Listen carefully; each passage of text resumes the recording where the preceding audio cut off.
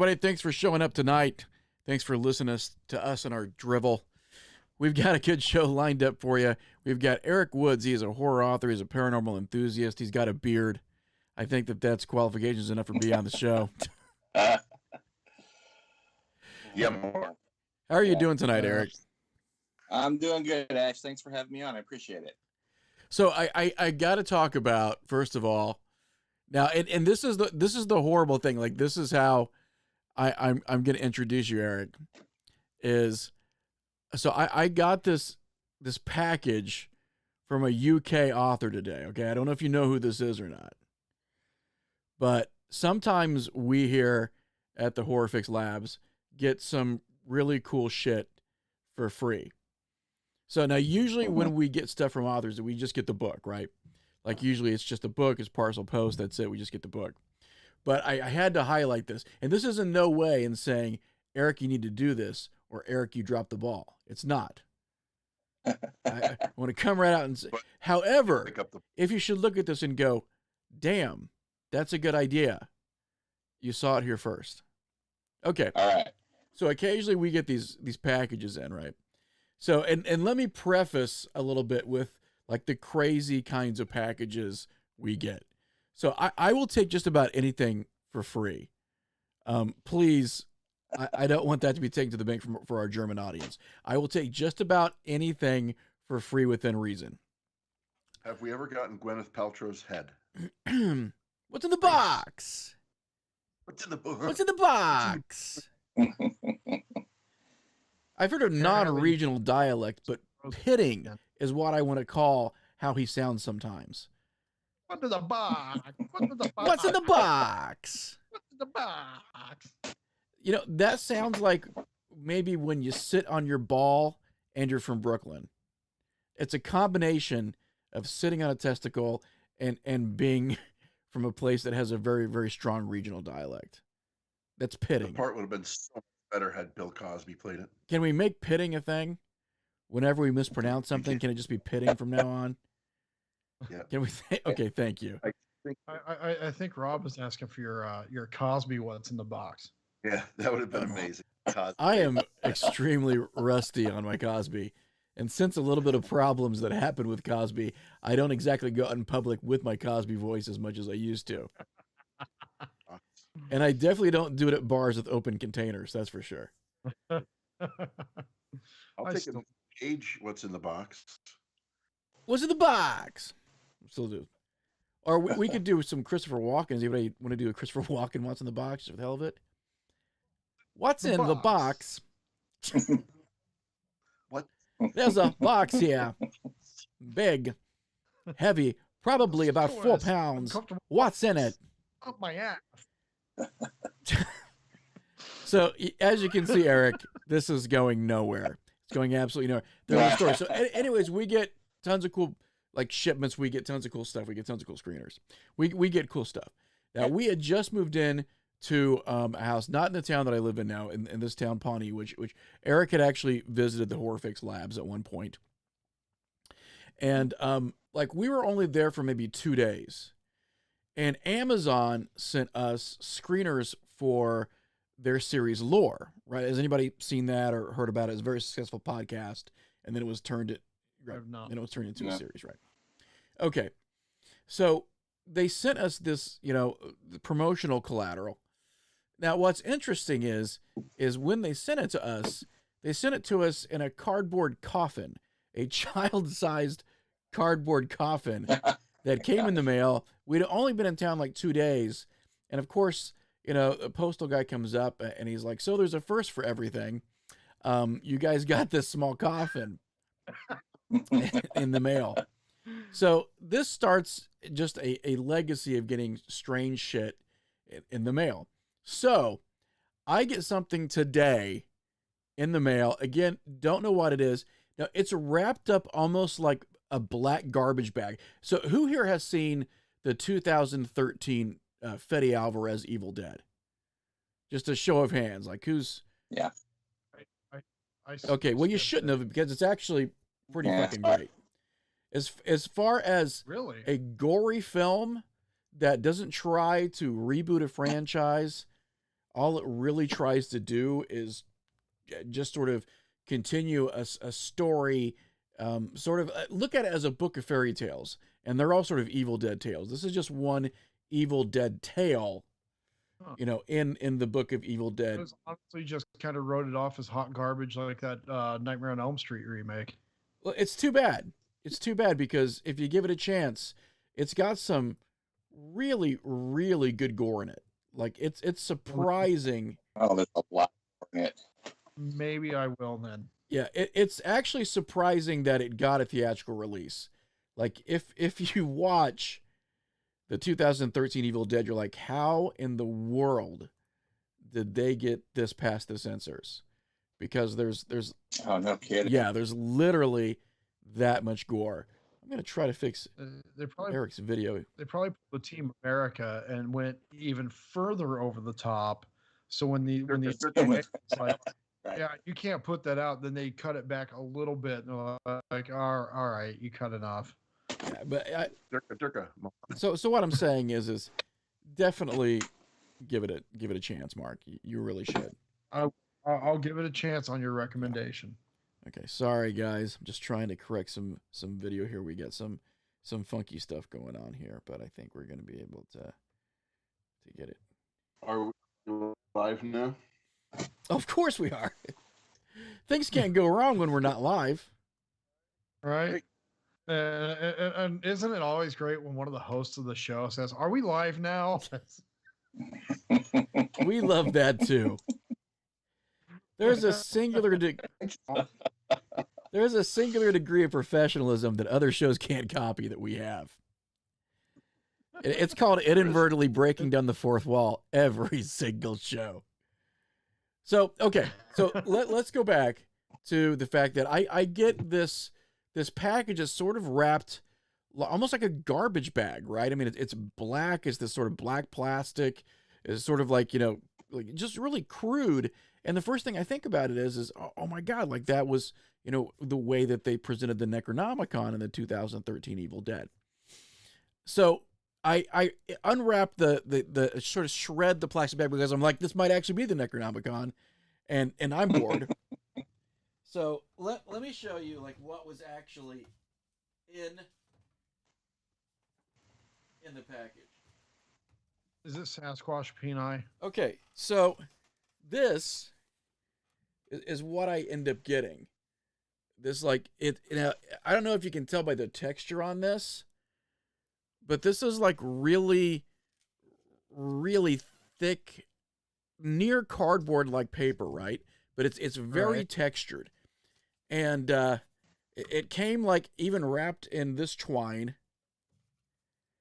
and it had this handwritten note. So I just got to say this guy has some awesome penmanship here. Does it just say "You're next"? On like old stained paper. Look at that. Okay. Cool.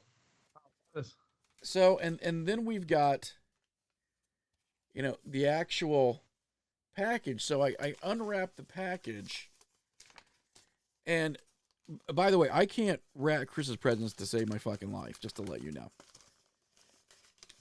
Basically, it ends up looking like somebody spat on a bubblegum wrapper and then stuck it on your gift. That's what it looks like when I try to wrap something for Christmas.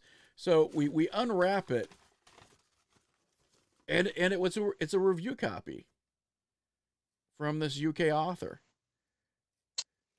So all I'm saying is, I need to get on this guy's mailing Just- list. it was like a really cool presentation. I'm not usually used to that. I'm used to it coming like in like an Amazon box or, something very similar, or like a bubble mailer. I'm not Yeah. like the amount of like presentation really went into this thing. So all I'm saying is color me impressed. It was really cool that I got this. And, I will probably actually end up reading this simply because of like the amount of care and time that the author went, to do it. So again, like I'm not looking at you and going, so how do you send your books to me, Eric? Like that's not what I'm doing. So I should I should steal this idea, is what you're Well, luckily he's from the UK, saying? so they might not make the connection, but yeah, just so just a shout out to him, not to steal anybody's thunder here, but the book is called For Rye, and it's from Gavin Gardner, who's one of our horror authors from the UK. So I just had to show that off because I thought, wow, that's pretty cool. We've had some other cool stuff, like the Amazon people did some really cool stuff for lore. We've had some other boxes come in that were really cool. Even though the film unfortunately tanked, but there was a film with oh my god, the new Magneto. James McAvoy. No, wait, he's Professor X. Anybody, the new Magneto. Good British actor. I've been in tons of things. It's not Okay, cool stuff. it's not Butternut Crumple Fries. It's the other guy. Oh, Cumberbatch, Benedict, Doctor Strange. Humberbitch. Okay, so I'll think of it at some point. He also played the android in the Alien prequels. So, anyways, so when that movie Snowman came out, was it Snowman? It was like a serial killer film.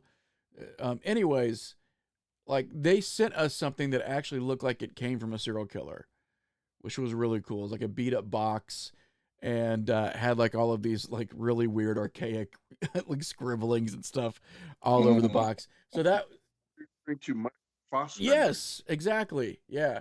So when that film came out, and then inside there was like a prop. We got a prop, one of the letters that was used in the film, and then they actually gave us a stuffed snowman from the film that you could take apart with Velcro.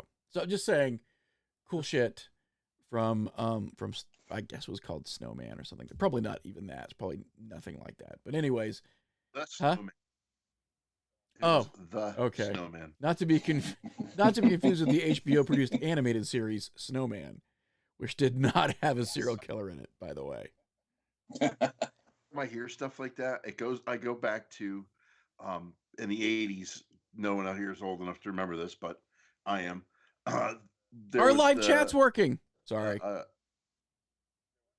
There was a heavy metal compilation done to benefit Africa, just like We Are the World thing, and it was called Hearing Aid. Was the name of the heavy metal one. I remember that. Song, We Are Stars. The joke bit of the thing was that they had Michael McKean, Harry Shearer, and Christopher Guest from Spinal Tap be part of this. And they're doing an interview, and Harry Shearer looks directly at the camera and goes, "We just met Yngwie J. Malmsteen." And as Derek Smalls, I'm not going to play an English accent because I can't. And then Christopher Guest, English accent, as Nigel Tufnell goes, "Yeah, I'm so glad he put the J in his name to distinguish him from all the other Yngwie Malmsteen out there." And isn't Yngwie sort of notoriously sort of an ass? Yes. Yeah, like I've heard a lot of stories that guy's really stuck on himself. A whole story where there's a whole story where somebody accidentally spilled a little bit of water on him on an airplane, and he flipped out and started yelling like, "You've unleashed the fucking fury! You've just think if you fed the fucking guy after midnight." Opportunity to meet the man. But this video went viral, and then like many years later, he released an album called "Unleashing the Fury." Oh Christ! He came here to Rochester to the House of Guitars, and which is the world famous House of Guitars. Believe it or not, it really is world famous. He came here to do a signing, and at the time, my daughter's boyfriend worked at the House of Guitars. Got us in early to get some stuff signed by him. What a jerk! He was like, the signing starts at 8. It was like 7:55. He's like, "No, signing starts at 8." Oh wow! Absolute. Yeah, that's sort of what I've heard. So, in case we forgot, we've got a guest on the show tonight, horror author Eric Woods. Eric has been on the previous incarnation of Night Terrors Radio before we had all this fantastic production value. We've got live chat. We've got multiple cameras running. See what COVID forces you to do? It forces you to get inventive. Yeah, Mark. It also forces you to make some really late night Amazon purchases too, which is, this is the culmination of all of that. Yes. This isn't that kind of show, Ash. I said Amazon purchases, not eBay. eBay is like the seedy underbelly of Amazon right now. I have a little tiny Darth Vader in a snow globe that, had I not made a late night Amazon purchase. Wait till you guys see what I got from Silk Road. So it's great having Eric back on the show. Eric's not only a horror author, but he's also a horror enthusiast. He loves the paranormal as well. He does a is it a walking ghost tour here in Springfield, Illinois, Eric? Yeah, it's a ghost walk. It's not really a ghost hunt. We don't really look for ghosts or anything. It's more about the sort of paranormal, weird, strange stories that surrounded Abraham Lincoln and all the sightings and just kind of the weird stuff that went on in regards to him. It's really what, and it takes you to several different locations in the downtown Springfield area, like the old Capitol, the Lincoln home, the old Lincoln Church that they went to. So it's several. It's really just basically telling these stories that had been passed down over the decades, over a century now, that were around during Lincoln's day, because he apparently used to have all these dreams and visions of death and all this weird shit that went on during his life, and actually after he died too. So it's a really compelling walk. It's good history. We don't really look for any ghosts, but we do tell a lot of ghost stories. It's awesome. What are some of the details on that? That now you've really piqued my curiosity on these bizarre dreams he was having of death. And oh yeah, he had all kinds of dreams. Basically, since he was, I think, 10 years old was when they first started, and he just would have these visions of that. Like, for example, one of them, like the day he won the presidency, he had a vision in his room after he came home. He saw his face in the mirror, like two of his faces in a mirror right across from him, and one of them looked like it was dead. And his wife was thinking, oh, this means you're going to be elected twice as president, but that second time you're not going to survive. So it's just weird little stories like that. And he had dreams like right before his sons died, like the same bizarre dream. And he had a dream right before he died. He had this really powerful one a few weeks before he died. So he just seemed to have these things that happened to him. So it was almost like a little clairvoyance going on. A little bit, yeah. I mean, this was back in the day where the spiritualist movement and all the seances and that stuff was very popular. And I mean, Mary Lincoln was heavily into that. She even took seances into the White House. I was going to say, couldn't even imagine that happening today. No. She even had seances with Rock Sisters, which were, a local group of seancists from here in New York, Western New York. Yeah. Mm-hmm. Funny thing about those sisters, remember when I changed my background to them that one time? Yes. They come back every time I log in on my system now. They're always in the background of my camera. Well, yesterday was their anniversary. Yesterday was the anniversary of their first public showing. But it's really weird because, like, I'll change it, I'll close out Skype, relaunch Skype, and there they are again. And then just today, I changed it before I jumped into the conversation with Ash, turned it off, and then we got into the conversation, and there they were. So now they seem to have possessed my computer. So Eric, you've also written several novels. You're a horror author by nature, even though you've written stuff outside of the genre as well. So right. I'm always curious about sort of the inception of people when their sort of creative self starts getting fostered, and when they realize that, there's this compulsion to write, compulsion to direct, etc. So when did you first know that you wanted to write, and specifically, did you want to write horror initially? Not in, I mean, initially, if you really want to go far back, I wrote a short story in third grade and really kind of enjoyed doing it. It wasn't really horror related. But then I started watching horror movies. My dad finally let me watch Friday the 13th for the first time when I was like 11. And just kind of fell in love with horror movies at that point. And that's when I started writing horror short stories. And I went to a Catholic grade school, so they really loved that. Yeah. So yeah, they loved it. They loved me when I wrote those, but they always thought they were creative. They just told me to tone down the violence a little bit. But yeah, so I always loved writing horror, even as a kid. And when I got older, I was still interested in writing. I never did anything of this length before. I started writing stage plays in college that were sort of horror in nature, murder mysteries, things like that. And I mean, I always wanted to write horror novels, and I just never could pinpoint a good idea. I don't know what it was. It was everything I would come up with seemed like it had already been done. And then I just kept on going. I finally came up with some ideas, and two of my novels that I just released were inspired by dreams, and that I'm working on now. It was also inspired by a dream that someone else has had, and I'll talk about that in a little bit too. But those kind of prompted me to kind of get back into trying to write horror for for a novel length, not just short stories and things like that. We'll definitely talk about the inspiration from dreams, because strangely enough, there was something that I wanted to get into tonight.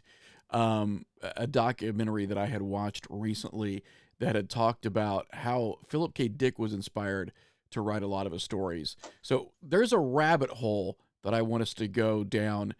We're going to go totally Richard Gere tonight. We're going to go as far down that hole as we possibly can. So we've got... Oh, God. You're not going to offer Mark and I free candy again, are you? All I know is all you got to do is just light your lighter at the end of the pipe. Mark, did you ever get your candy? no. Nor my cookies.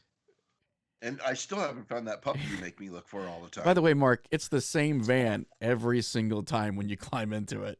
At some point, you got to realize you're not getting the free cookies. I just wonder why the back of my knees hurt. That's the oddest thing.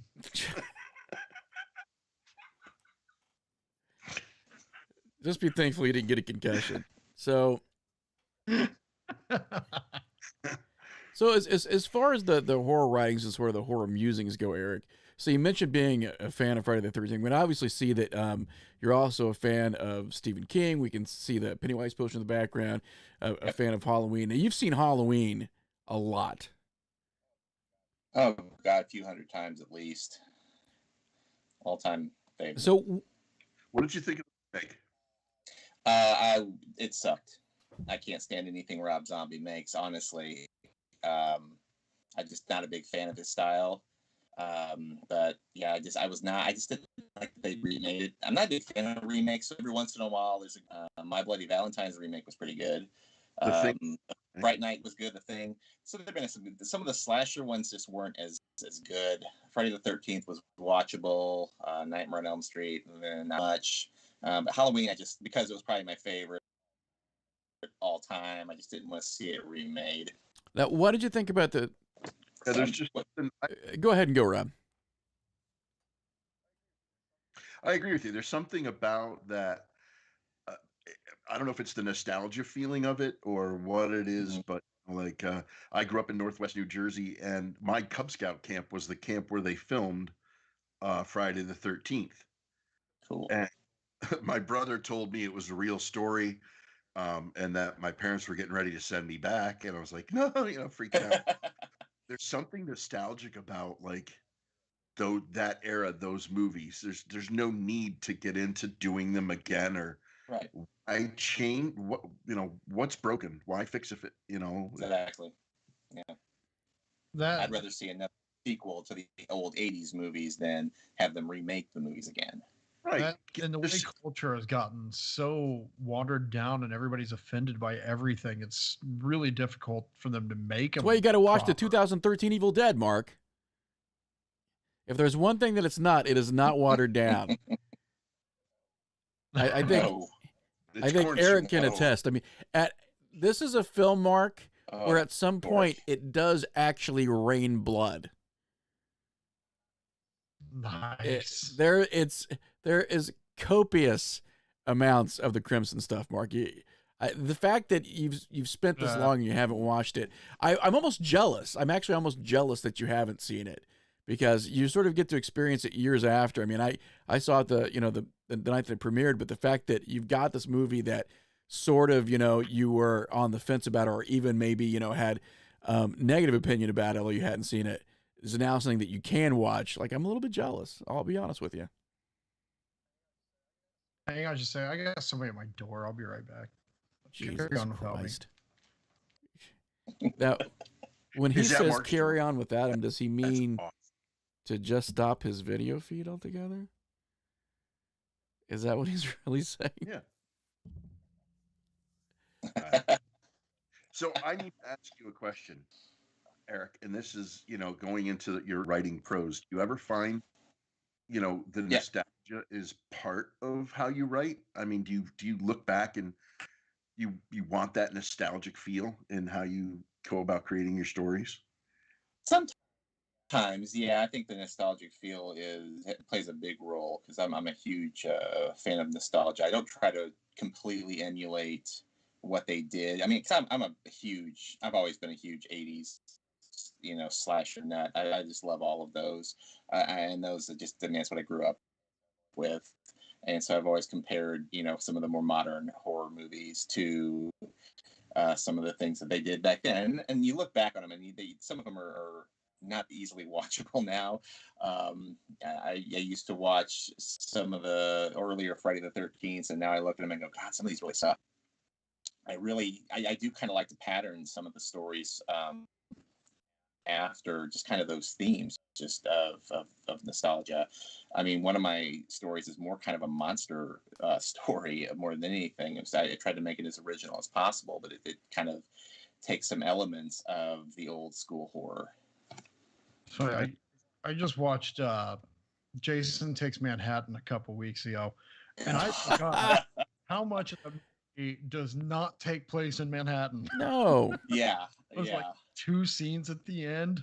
There is. I don't know, I should probably seen Crystal Lake Memories. It's a great documentary about Friday the 13th movies, and and I got the book too. It's awesome. But how they talk about how they wanted to film most of the movie in Manhattan, and they looked at the budget and they're like, yeah, that's not going to happen. you got maybe 10, 15 minutes tops. It's going to cost way too much for Friday the 13th. However, we have 3 acres in New Jersey and an old boat. Yeah. Just gonna throw y'all on a boat the whole time.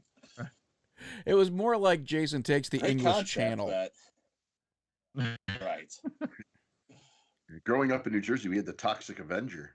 Which is getting, talking about reboots, did you know that the Toxic Avenger is getting a huge, like, multi-million-dollar reboot?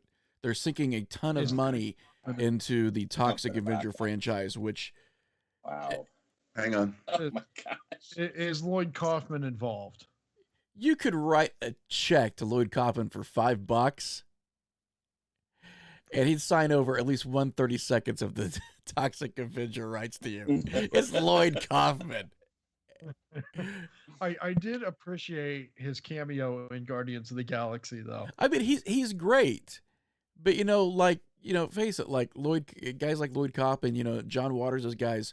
I mean, this is exploitation cinema. Like, these guys have a completely sort of different take on what their art is. Definitely in quotes art. And they're very, very self-aware. So a guy like Lloyd Kaufman, you could be like, listen, we're gonna call it the Toxic Avenger, but we're really just gonna shoot a turd in high def for an hour and 40 minutes. He's in a documentary I just watched the other day. It's called The Last Blockbuster. Yes, I saw him in that. Yeah, I saw that. Oh, that's great. Yeah. Well, it's interesting that you would say that, because let's talk about nostalgia for a minute. I mean, we talk about the fact that reboots, unfortunately, I think people are obviously capitalizing on the feelings and the emotion that we have for these films, but they're doing it in such a way that they don't know, first of all, how to capture that lightning in a bottle, and second of all, it is nostalgia. every time you try to update nostalgia, all you're really doing is really just trying to tarnish those memories.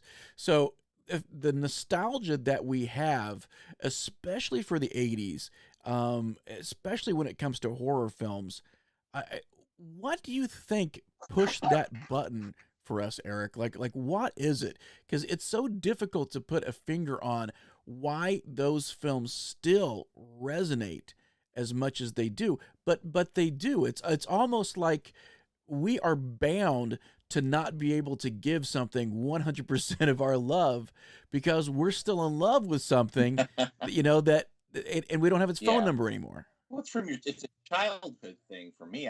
I look back to some of the greatest memories of my childhood, and it's being introduced to these horror movies and learning how great that feeling was. It's not even that were these blockbuster movies, but some of them really are really good. But again, it's a I keep going back to nostalgia, but it was a great part of my childhood to watch horror movies with my friends, and we'd have sleepovers, and we have marathons of Friday the 13th or Halloween or Nightmare on Elm, whichever ones were popular, which had just come out at the video store. We'd wait for hours at the video stores, and someone would return the VHS, and we'd be snatching it up, and it's just memories like that you think back to, and you just really relish some of those times you had, just really just taking in some of those movies. And back then, when you were younger, you got scared a little easier. A lot easier than you can get scared now, and it's just those memories, those first memories of having these horror movies and really just taking them all in and just keeping those memories alive. Yeah, that's the thing is this next generation just will never experience. They'll never understand, waiting for a movie to get returned, calling the video store. Is it back yet? Is it back yet? Yeah. And then you get home and you open the clanky case and put it in. Oh my gosh. It's like, they didn't rewind it. It's just be kind, rewind. Exactly. I had a conversation with a guy that I work with. He's 24, and he's telling me about the whole Star Wars series over a weekend. I'm like, you suck. I remember when Star Wars came out and you had to wait 3 friggin' years for the next. By the way, I love the blatant over-the-top ageism we have on our show. As soon as you mentioned 24, a look went on my face. And I don't even know where it came from. But you're like, I talked to this guy who was 24, and I'm just like, that motherfucker. I had no idea what he had done. It's just, like Mark said, that whole and what Eric said, there's something about that first, my brother taking me to the drive-in to see, Friday the 13th, and then finding out that it was filmed at my Cub Scout camp. And then there was something that hook was set, and it was like, I just couldn't get past, the idea that, oh my God, I got to wait another year for this movie to come out again, for the next one. I went downstairs real late at night. Everybody was asleep, and I was trying to find something. This is a Skinamax story, by the way, guys. It's a white label on it like this that just said "A Nightmare on Elm Street." I had no idea what I was about to get into, but I just popped this movie in, and it just blew my mind. I had a Betamax that actually had the channel tuners. It was a top loader, right? Oh yeah, if it had the channel tuners on it, it was difficult, mind you. You had to spend quite a bit of time, which I did. But you were able to get the premium channels in, often in black and white, but clear enough to watch. Oh my gosh. So I had about 18 varying quality copies of RoboCop in black and white as I was growing up. Because that was the only way for posterity that I could own RoboCop. And that was another thing that the documentary went into. The last Blockbuster went into how expensive videotapes were because they were leveraging the lack of multiple ticket sales for a film in the theater and what you were able to do when you're watching it, in a home theater atmosphere. Now, I also want to say this is that I feel like we've lost this idea of ceremony, like I don't think we have ceremony with cinema anymore. And I think we had it sort of since the dawn of cinema, which was we had to go somewhere. It was an experience. It was again ceremony almost in the religious sense. Like we've got to go to this place. There's this cathedral. There's this temple that shows us these fantastic stories, and we got to go. Like we have to get like our clothes on, and we have to look halfway decent and presentable. We've got to all get in a car, and we have to go to this place to have this experience. And we pay for things that are wildly more expensive than they are like out in the wild, popcorn and candy, because it's part of this experience. And it was very ceremonial. And we had that since the dawn of cinema. And then sort of when we started to switch to this idea of streaming and this idea of this instant gratification, suddenly we've lost it entirely. The idea of ceremony is completely gone. I mean, do you feel that, Eric? Do you feel like do you feel that also when it comes to publishing too? I mean, because we used to wait for books and we used to go to the library to try to get a book. The local bookstore wouldn't have it. And now it's just, I'm going to find an EPUB version or a .mobi version. I'll just find it. Right. Get on Kindle. Yeah, Kindle is just so popular now, and people can download. I mean, just instantaneously when it comes out, you don't have to wait. I just remember loving. I hear the new Stephen King's coming out. I'm anxious to go to the bookstore and get a first copy of it, and it'll be sitting the limited hardcover. Right, the hard. I've got a collection of Stephen King hardbacks. I mean, it's just I love getting. And I still like getting those. And the ebooks are okay. I know some people like to have those. They're easier to read. In the dark, and they're cheaper on Amazon. I sell mine on Amazon through Kindle as well. But I've always, been a fan of paperbacks and hardback books. It's just that's again another nostalgia thing, another thing from your childhood when you used to read. You used to open up the books and read them, and that so it's definitely a little different now. I mean, you still got people that love, the buying the paperbacks and the hardbacks, but ebooks have become kind of the big thing, kind of like streaming services have kind of done away with a lot of the video stuff. We don't have a video. Our last family video in Springfield closed down not too long ago. We don't have a video store here anymore. We have Redbox, but that's really the closest thing to a video store anymore. And we only have one or two maybe bookstores in town now, because you can get everything on Amazon. So, what's your favorite Stephen King book? It. Definitely. I've read it a few times. It's definitely one of my favorites. It is my favorite, actually. So my absolute favorite is Pet Sematary. That was the first Stephen King book I ever read, was Pet Sematary, and that's what got me interested in reading more. I have a hardcover signed. Oh man, Terry, that is awesome. I read it once a year, the same copy. Every year religiously. I read it. It's one of those books to me that, like you speak about that nostalgia. It was one of the first. I went, Pet Sematary. It's not even spelled right. Who's this Stephen King dude? You know which one I was always partial to was The Dark Half. Oh, that's a great book. A good one too. It's a really good one. He's got his older stuff. You look at his older stuff versus his stuff today. They say most of the stuff he wrote early on, he was completely doped out on whatever drugs he was doing at the time, and you can kind of see him in some of the writings. But he's still, to this day, is still writing very compelling stuff. And I've got pretty much every book he's written. I've got I got a first edition of Pet Sematary. I just recently got a first edition of The Stand, which is really cool. So it's just having those books in hand. It's just so great to have, and that's why I'm glad. I publish all of mine in paperback as well as ebook. I just like to have hold a book that has my name on it in my hands. I just love the fact that King can get liquored and coked up and write complete novels. Give me a fifth of something, I'm gonna shit in the shower, for God's sakes. But this guy can write a legacy. Yeah. He's still prolific. Even when he's stoned out of his mind. Exactly. Right. Side of the road, and 2 months in a hospital, and in his 2 months in the hospital comes out, and just blows us all away with his next 3 books. You know, I just finished Late. I had a drinking problem in college, and I Just- couldn't write a fucking I'm Hallmark working on it card. now. Yeah. It's fucking ridiculous. Yeah.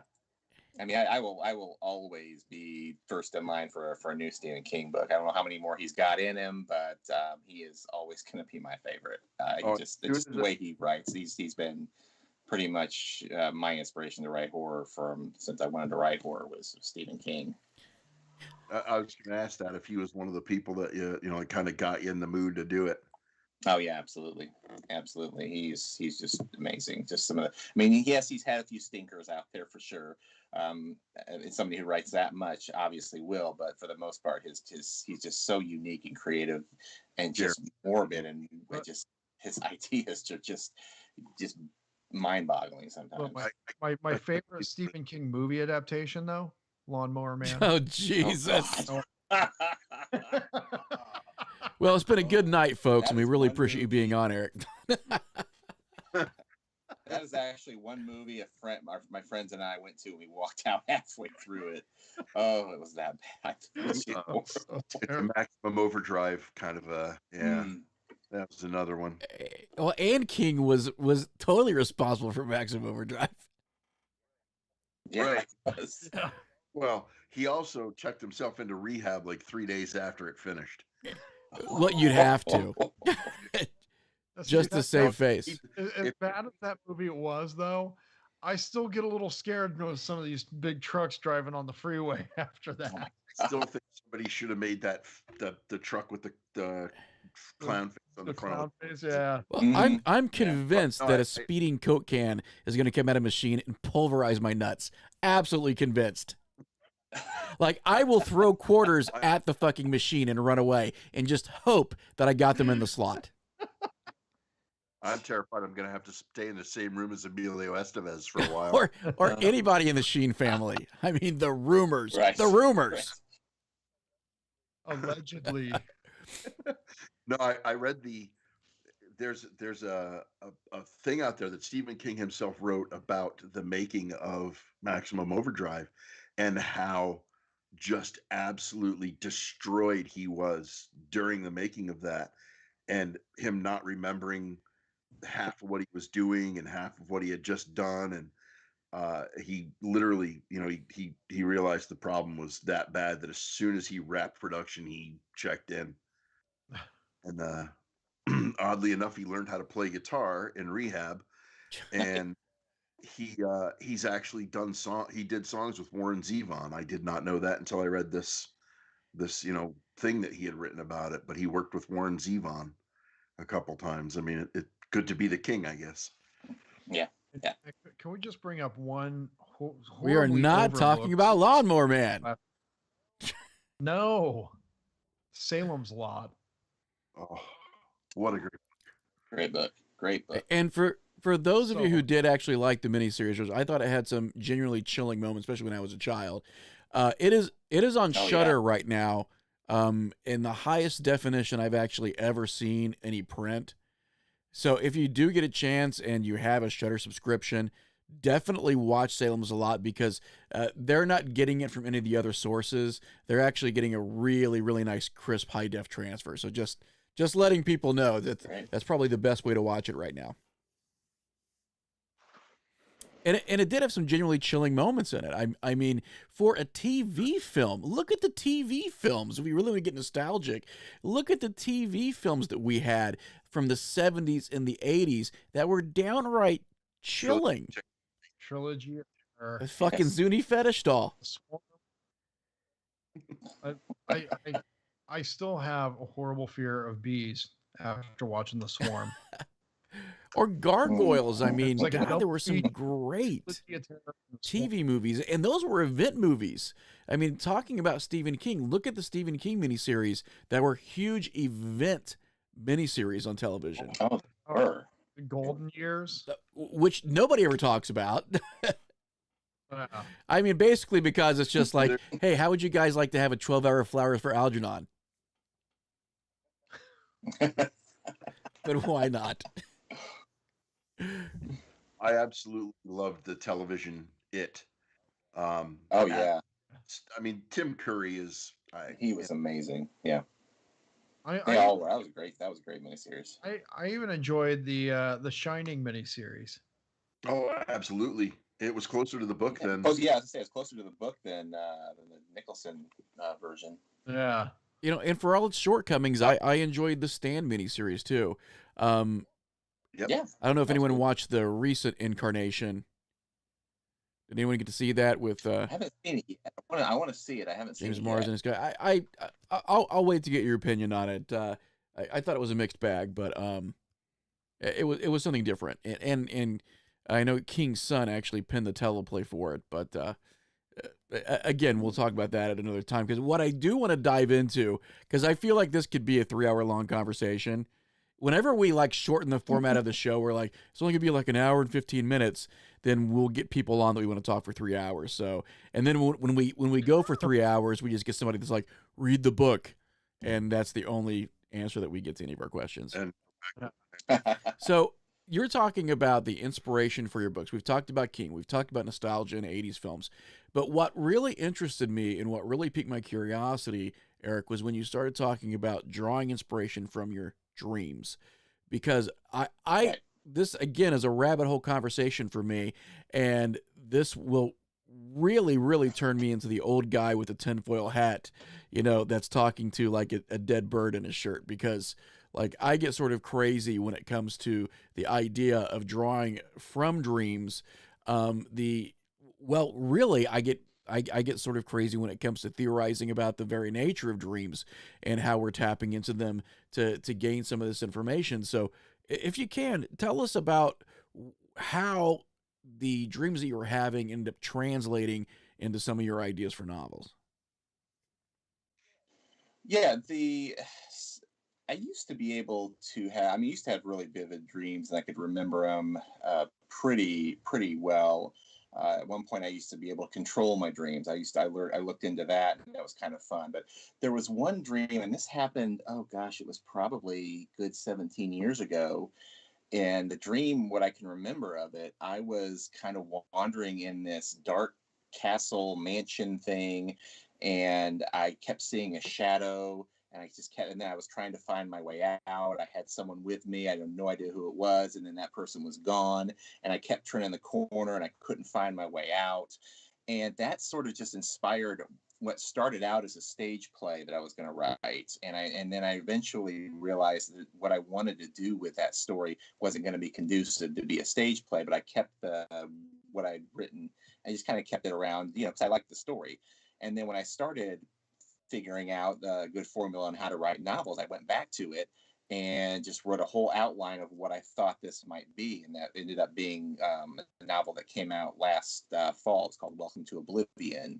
And it's just kind of about these people who get trapped inside this other world. And it's this big castle, and they find themselves inside it.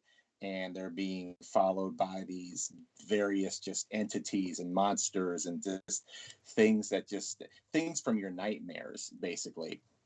And they're just trying, they can't find their way out of this mansion, and they run into somebody who's been there for 200 years. It hasn't aged and get out, but we're going to try to get out. It's just that was kind of where the basis of that novel came from. And that was just actually the first of the ones that I've written, because there was the one I just published a few weeks ago was based on a dream that I'd had a while back. And it's called Clippings, and it's based on, it's like you're following the trail of a serial killer.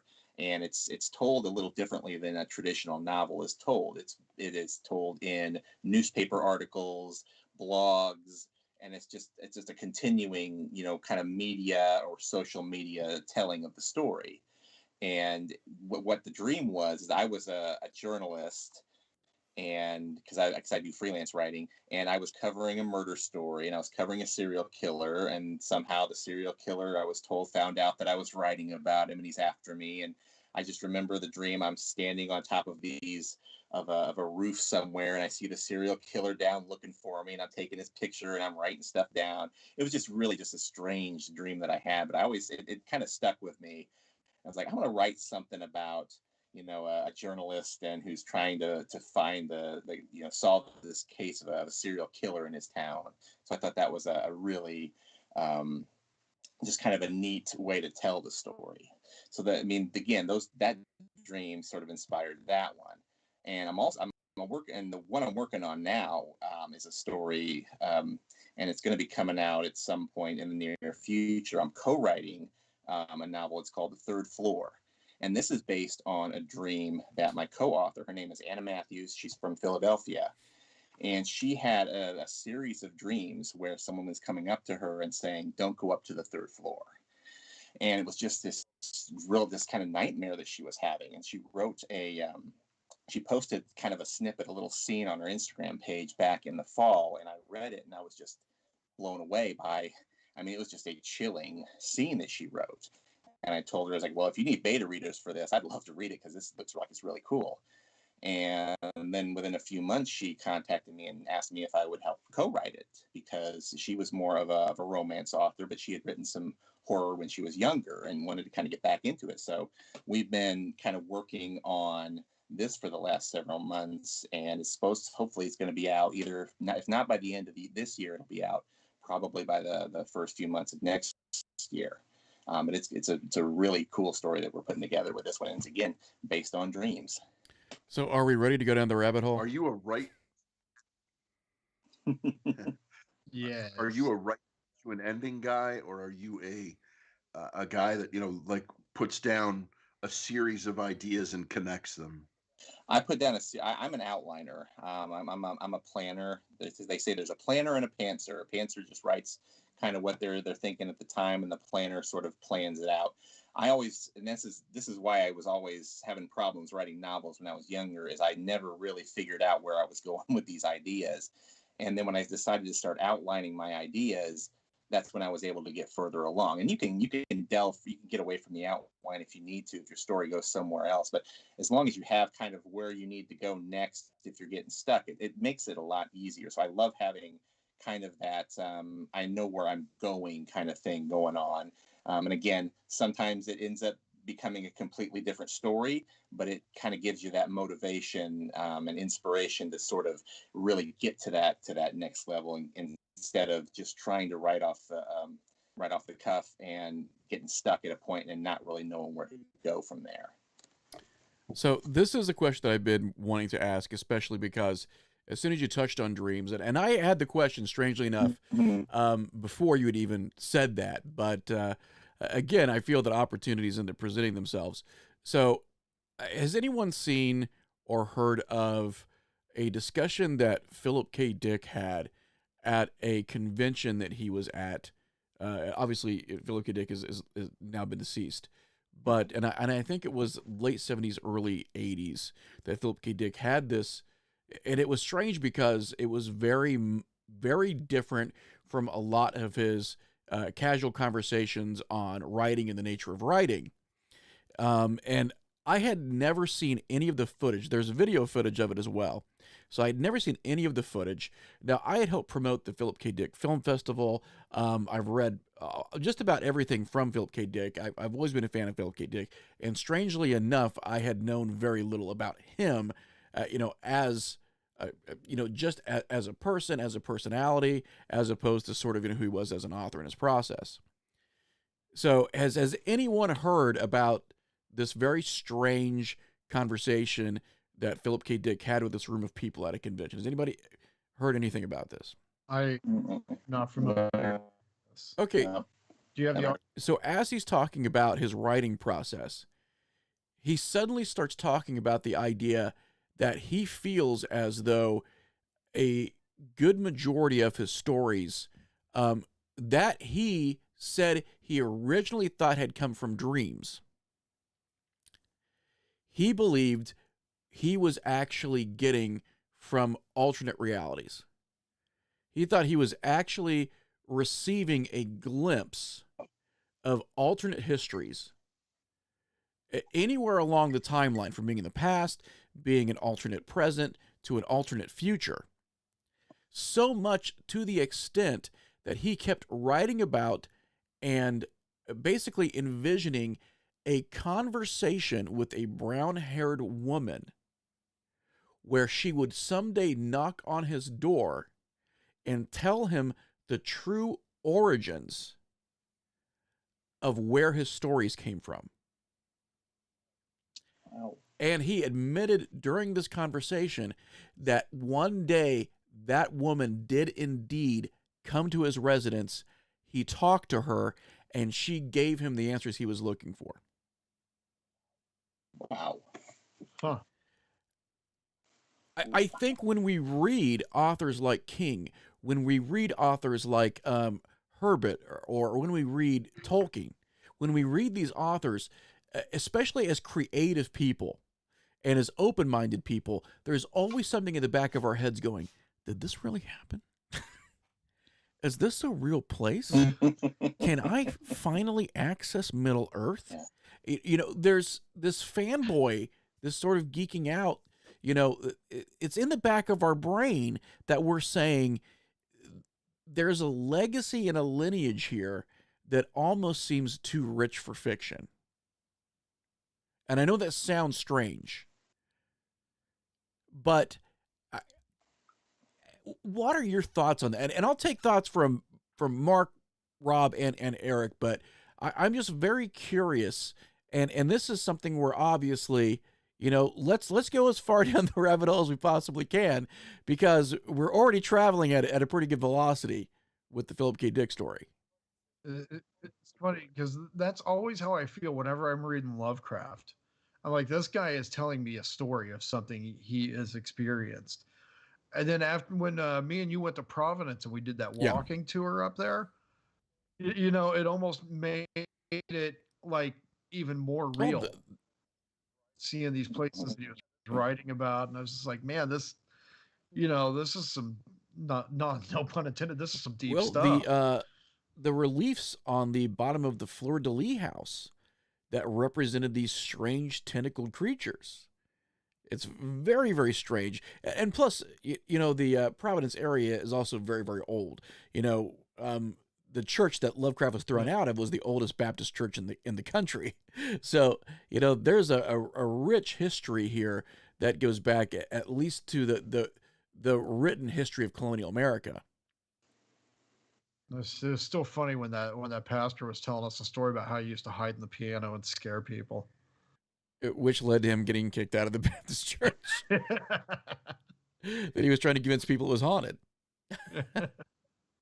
As a teenager, I read 20,000 Leagues Under the Sea, and there was just something about that to me that was like so real, so like just it was amazing to me. Just that whole, you know, Captain Nemo is real, you know, kind of feel that whole deal, the, you know, the Nautilus, all of it. I just expected that, you know, one day I would, you know, show up in New York City in the harbor and it would be there. You know, the real thing would be just, you know, there. And, you know, it was real all along kind of thing. You know, but it just had that feel for me that, you know, again, it's, you know, one of my favorite books, and I reread it all the time just to keep it fresh in my memory. But there's just something about, you know, like, you know, that, and, you know, how long ago that was written, and the technology that was, you know, you know, fantasized about, and how much of it is, you know, fruition. You know, it's amazing. I read the Lion, the Witch, and the Wardrobe when I was a kid, and I remember going over to a family member's house, and they had this giant old wardrobe, and I was just like frozen for a second because I'm like, okay, if I go in the wardrobe, am I going to end up in the land of Narnia or something like that? And I remember going in and kind of pushing around the back and being kind of disappointed that it was just a bunch of old smelly clothes were inside. It is that like penultimate moment as a child too, where there's a part of you that wants to be whisked away, but there's that part of you that's also terrified of the possibility of it. Yeah, exactly. What would happen if you actually got pushed in there? What, you know? As an 8-year-old, I don't have any royal blood. What the hell am I going to do in Narnia? Yeah. My Exactly. story's going to last off like 17 minutes. I'm going to get eaten by a fawn. And that's exactly what's going to Yeah, happen. yeah, right. So, We're hoping. what are your thoughts on that though, Eric? Have you personally had, stories? Have you personally had inspirations that felt, as if they were coming from a third source? Really, from the dreams, yes. That's why when they're so vivid and you just remember them, not only days later but years later, it's like, what? Why did I have that dream? You know, why did I have that? You can call it a nightmare, I guess. I mean, there were really no monsters in the ones that I've had, but it was just sort of a sense of dread, a sense of like, I've got to get out of this place. But what is this place that I see? And sometimes I've always wondered if I'm gonna eventually find this castle or mansion or whatever that I was dreaming about, and there's going to be these shadows that are going to be in there. So I do kind of wonder where they've come, if it's something that is possibly that it was real. Because when you dream about something, you always wonder, why did I just have this dream? Especially when you remember your dream. And so it is kind of bizarre from time to time to have these ones that just stick with you and they make you think, okay, where's this coming from? Where, is this something that, I mean, because everyone gets that sense of deja vu, like, maybe did I dream about this thing that's happening to me right now? Because I see I've had that before as well. So I do kind of wonder if there is something more to it. Also the fact that we haven't had, let's say, a wealth of research really done on scientific dream study. That's just one area that we just don't pool a lot of resources. I mean, but let's face it, if we can't blow it up or if it's not a cure for erectile dysfunction, we don't fucking throw any money at it. Right? I mean, Yeah. so Yeah. I think that there's Unfortunately, a geography there. There's a landscape that we unfortunately might have potential access to that we're never really going to find the key because we really don't have anybody looking for it. And it's so abstract, that how can we really begin that journey without some kind of a guide? right. Exactly. So one thing that I ask a lot of creators, because I'm always genuinely curious, is as fans, as people who watch a lot of films, people who read a lot of books, people who listen to a lot of podcasts, even though we have a genuine enjoyment, even though these are things that we love, and again, it's that compulsion we talked about earlier, it's a compulsory love. We sort of can't get away from it. We still do get tired. I mean, you still do get fatigued by the amount that you read or the amount of films that you see. It's just something you can't really escape. But then comes along something. It can be a book, it can be a movie, but there's that thing that comes along where all of a sudden you're like, it renews. It rejuvenates because someone's done something where you're like, wow, I haven't seen that before. My God, I wish I had done it. Why in the world hadn't I done it? In a world where everything seems to have been done a million times, either by our peers or just because of the fucking Simpsons, it's one of those things where we'll find one thing that we'll look at and go. And for me, just recently, even though I had not seen the inspiration for it, if anybody gets a chance, the Apple Plus series called Calls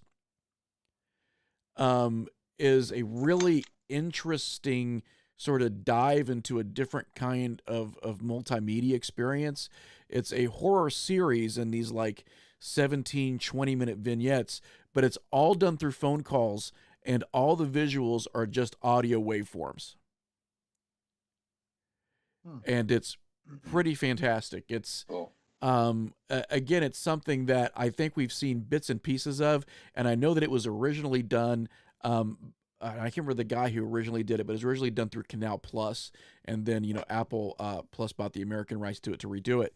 So I know that it's been there, it's been done, but man, I was watching that the other night, and it just gets those creative juices flowing. The spark, turns into a fire because you're like, my God, this is something so very simple and yet so very effective. What's something that's done that to you, Eric? Right. And it can be recent or it can be in the past. I mean, really, just watching all of these. God, I mean, again, with the pandemic, you're going through Netflix like crazy, and I just really started discovering all of these documentaries on real people. I mean, the serial killer documentaries that have been on there, and they're just. I mean, it's like the train wreck. You don't want to look, but you can't look away, and it's just they've been just fascinating to learn about some of the things that you may not have known, and some of the things that may not have been released in the press, and a lot of it was before my time. But just watching some of these, I've been watching one on H.H. Holmes. There's been a couple of them out there, and there's one in particular that I watched, and it caught my attention because they were trying to see if they're trying to link him to being Jack the Ripper. That's been one of the theories, is that Holmes was Jack the Ripper. And they actually found someone who claimed to be one of Holmes's descendants, and he's really trying to dig into this. He really believes it. They actually dug up Holmes' grave, and his grave was he was buried in concrete. Okay, so his grave had the concrete, like Abraham Lincoln. For that, that's another story we tell is how Lincoln was buried in a crypt of concrete, and they showed how they actually chiseled up the concrete to try to find this guy's bones to see if because another theory was he escaped the gallows. He actually got away from his execution, and they were able to link the guy to this man who was kind of the forefront of the documentary. And they say, well, they probably were related, but this guy, this is H.H. Holmes. He didn't escape. But they never really could, obviously link him to Jack the Ripper. I just thought that was a fascinating documentary about the guy. And it just sort of, just learning new things about some of these stories is just kind of mind-boggling sometimes. Now, you mentioned Night Stalker. Oh yeah. Oh. One new series that got me too is and it really reminds me of kind of like a modern day Philip K. Dick, is Black Mirror. Oh, I love that show. It's a great show. Especially, working in the tech industry. I mean, that really, I watch, I'm like, that could happen. And it's another no-brainer. I mean, I genuinely usually love anthology series anyways. But anthology series that took that concept of sort of the eerie Twilight Zone and applied it to technology. I mean, again, it's like that's a no-brainer. Why haven't we had 10 anthology series, dedicated to sort of the double-edged sword of technology? But, Black Mirror came along and just sort of blew it out of the water. Yeah. Now, we've talked about your books, the inspiration for your books, and also the fact that you're involved in these, they're ghost walks, correct? Or ghost? Okay. So correct. Yes. My big question is, did you have a genuine belief in the supernatural or paranormal going into this? And after you've been doing it, has that belief or lack of been strengthened or weakened? I didn't have a huge belief in it, mainly because I'm always one of those, I want to see it to believe it. And then I took on the tours and learned all of these, because I didn't write. I mean, the Garrett Moffat is the guy who wrote the script and did all the research. I hadn't heard all these stories about Lincoln. I heard a few of them, mainly the White House, the hauntings of the White House, which are pretty popular. But I hadn't heard stories about how Lincoln was haunting the tomb site and how, Mary Lincoln might haunt the actual Lincoln home. There's just so many bizarre stories, and they've been passed down for so many years, and it's so many different sources that have seen these things, and it really makes me wonder, how much of it is real. There's a story about, if you go to the neighborhood of the Lincoln home in Springfield, there are some things that have been known to happen in that neighborhood, and it's not just one person saying it. There's some stories that the park rangers can tell you, that people will reiterate certain stories of things happening there that just can't be explained. And it's not like I hey, I'm a horror author. I live to be scared, but I kind of like to be scared by some of this stuff. Sometimes I want to know if it's real or not. I'm really intrigued by it. So it's really kind of strengthened my I want to believe that an X-Files thing. I want to believe, but I just hearing enough about these stories, I kind of like to experience it myself sometimes. At what point do you discuss the vampire hunting career of I Abraham? don't. People ask that once in a while. I love that movie, by the way. I don't know why. It's a great movie. If you want to talk about one of the modern day horror movies that I watch every year on Halloween, is Abraham Lincoln Vampire Hunter. I loved it. I loved how they tied in his historical, actual history of Lincoln into the vampire movie. As far as vampire hunter movies go, my favorite happens to be Jesus Christ Vampire Hunter. I have not seen that one. All right. The guy filmed it over 2 years on weekends with a handheld VHS recorder. And just 3 points about the movie. At one point in time, Jesus puts his hands into Lake Ontario and shouts water to wine and changes Lake Ontario into wine. 2, he is the drummer in a band called Blind Johnny and the Lepers. Jesus is the drummer in Blind Johnny and the Lepers. And 3, all of the vampires are lesbians. Oh, wow. If that doesn't hook you into wanting to spend an hour and a half. What a tour de force. I mean, wow. the best parts of this movie are they're doing a huge fight scene in a park, and there's all these people who are just picnicking in the park, and they're looking over at this weird fight scene taking place. I'm guessing a general overall lack of permits. Very much so. Probably. Yeah. But no, that is my favorite vampire hunter movie. Is that an Ed Wood film? I don't know who the hell made it, but it's readily available on streaming services. It's very easy to find, and it's an hour and a half of just hysterical, oh my god, I can't believe they did this kind of stuff. Jesus' only ally in the fight against the lesbian vampires is a masked Mexican wrestler named Santos. This is checking all the boxes for me, Rob. It really is. I've watched it probably 20 times. You probably had to ash at lesbians. It's a soft sell. Believe it really is.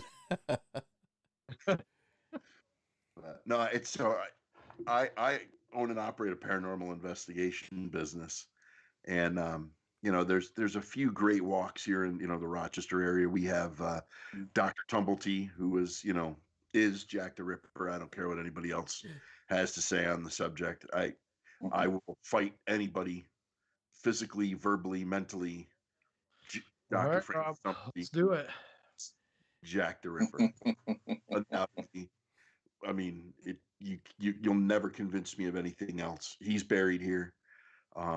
We have a cemetery called Mount Hope Cemetery. Elizabeth Seton is buried there.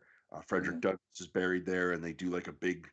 I love those walking tours of these are the locations that so and so lived, and this is the location where so and so was, and we had 3 very famous serial killers here in Rochester. We had Arthur Shawcross. Both Bianchi and Buono have ties to Rochester, New York. And we had the double letter murders. And every Halloween, there's a double letter murders walking tour where you can go to all the places where the women that were killed that had double letters in their names were. And it's just one of those things that wow, that one freaks out a little bit, It's a really weird MO. Yeah, they all had the same first and last initial. All the girls that were killed. Wow. Wait. Wow. Stan Lee's characters would be in much danger. No kidding. You know, what we do have in scenic Springfield, Illinois, is this was the place of the departure of the Donner Party, and there is a plaque in Yes. Springfield, Illinois. Yes. Why there's not a barbecue joint there right now is beyond me, because there's fantastic novelty to it. But you know, that hasn't sparked anybody's creative fire as of yet. So we don't have, you know, There's a whole ribs. you know, like the Donner luncheon where every day's a party. You could have the plaque sponsored by Grubhub. Exactly. No. You know, we can't guarantee we won't eat anything on the journey, though. Zing. So, so Eric, what do you currently have in channel as far as your books that are published and available to the public? I have 4 novels and 1 collection of stage plays that are published. The first novel was back in 2018. It's called Pummeled. It's more of an action sort of drama story about an MMA fighter. Then there is Dragon's Blood, which was my first publication into horror. It's more of kind of a little monster tale, which I really had fun writing that one. The third one was Welcome to Oblivion. I talked about that. The one about the castle and the dream. And then the one I just published is entitled Clippings. And it's the one about the serial killer, kind of following the trail of the serial killer through the telling through newspaper clippings, newspaper articles, blog posts, and social media kind of posts. And that's kind of how the whole book goes. And I have all my plays that I wrote back in the late 1990s and early 2000s. It's a collection, like 10 different stage plays called Playing with the Macabre. They're all available through not only Amazon, but I have copies that I sell through my website, ericwoodsauthor.com, and I can get signed copies to people who want to order those. And actually, my website's being redone, and there's going to be a brand new look to it coming up here really soon. Actually, it's actually kind of up now, so if anybody takes a look at it, so that's really been well done, and so people can get books that way. And of course, they are all available through Kindle on Amazon. So if anybody likes the ebook versions, they're available that way as well. How about Audible? I don't have Audible yet. I've been contacted by someone about wanting to get into the Audible thing. I haven't really looked a whole lot into it. I'm trying to see how feasible it is and if it's economically something that I want to get into. If it would be worthwhile, I might try it at least with one just to see how it does. I'd really kind of be cool to have someone reading my book. On audio. That would be kind of neat, but I haven't done it just yet. Yeah, you could get, imagine the cool people could get to, do the book. That'd be amazing. Yeah. Right. No, I just asked because it is a big thing now. That Audible. It is. It's becoming very popular. Yeah. But can you just run your? I got a text. Can you just give your author website again? ericwoodsauthor.com. Thank you. Just one long word. Yeah. Now, do you have a few moments off the air for us, Eric? Sure. I want to thank you so much for being on tonight.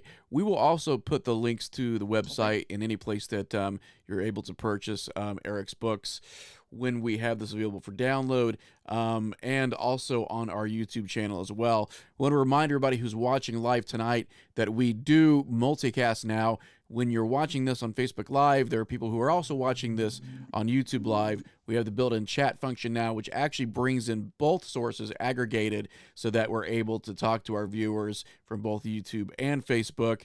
We want to remind everyone that this is now Night Terrors Radio. It was Night Terrors Radio, then we became the Parafact, and became Night Terrors Radio again, just to fucking confuse everybody, because that's what we do. So now you'll be listening to Night Terrors every Thursday at 8.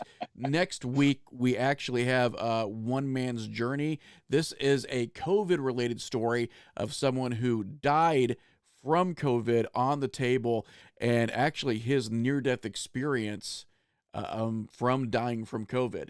So we'll be having that on next week, which I'm really looking forward to. I want to thank you again, Eric, so much for being on. I definitely urge everyone Thank you. to go out and look for your books that are currently in print. If you are local, definitely check in to the Ghost Walk. I've heard fantastic things about it. I have to do it myself. Like, I've not done it yet, so that's something that I want to do. So thanks, everybody. We will be talking to you next week.